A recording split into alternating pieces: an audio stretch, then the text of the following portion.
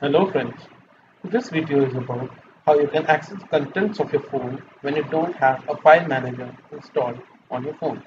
So without wasting much of your time, let's dive in and get the problem resolved. First of all, open Play Store, then type ES Explorer.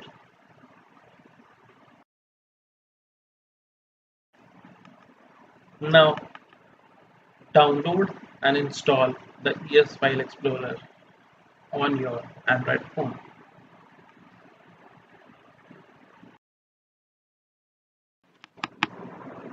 After downloading and installing the ES File Explorer app on your Android phone, continue with the steps as shown in the video.